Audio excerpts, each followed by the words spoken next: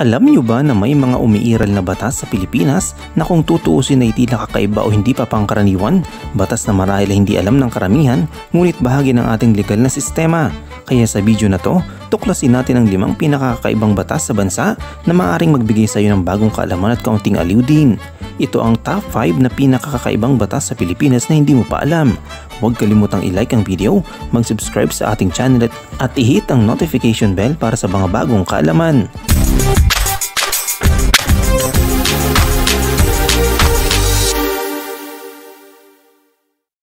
Number 5. Bawal mag-date sa covered court sa ilang barangay sa Quezon City. Sa ilang barangay sa Quezon City, may umiiral na ordinansa na nagbabawal sa paggamit ng covered court para sa mga romantic dates o personal na pagtitipon. Ang dahilan, upang mapanatili ang kaayusan at maprioritize ang paggamit ng pasilidad para sa mga aktibidad tulad ng sports, zumba at barangay meetings. Bagamat tila nakakatawa sa unang dinig, layo nitong pangalagaan ang paggamit ng pampublikong pasilidad para sa mas mahalagang layunin ng komunidad. Ito ay ayon sa Barangay Ordinance ng ilang barangay sa Quezon City. Number 4. Bawal magpakalat ng maling balita sa panahon ng kalamidad. Alinsunod sa Presidential Decree No. 90, mahigpit na pinagbabawal ang pagpapakalat ng maling impormasyon lalo na sa panahon ng kalamidad o emergency.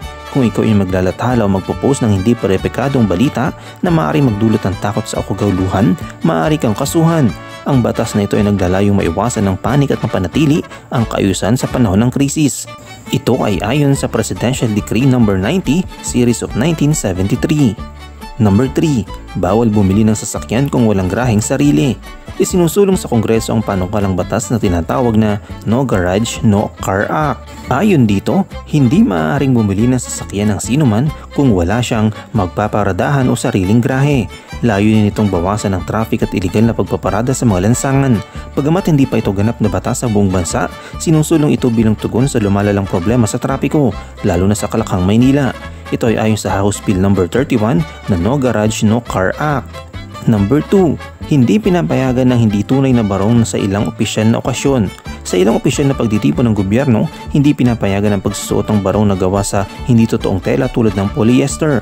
Ito ay bilang pagpapakita ng respeto sa ating pambansang kasuotan na bahagi ng ating kultura at pagkakakilanlan.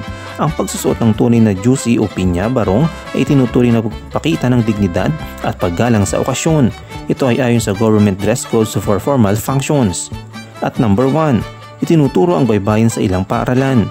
Sa ilalim ng ilang lokal na ordinansa tulad ng Quezon City, isinusulong ang pagtuturo ng baybayin, ang sinaunang alpabetong Filipino sa mga pampublikong paaralan. Layunin nitong panatilihin ang ating kasaysayan at pagpapakilanlang kultura. Ang baybayin ay simbolo ng ating pagka-Pilipino at muling pagbuhay nito ay hakbang tungo sa mas malalim sa pag-unawa sa ating pinagmulan. Ito ay ayon sa QC Ordinance SP 2669 Series of 2018 at House Bill No. 1022. Ang mga batas na ito, gaano man sila ka-unique o tila nakakatawa sa paningin ng ilan, ay may mga makabuluhang layunin para sa komunidad at bansa. Sa huli, ang mga ito ay bahagi ng patuloy na pagsisikap na mapaunlad ng ating lipunan.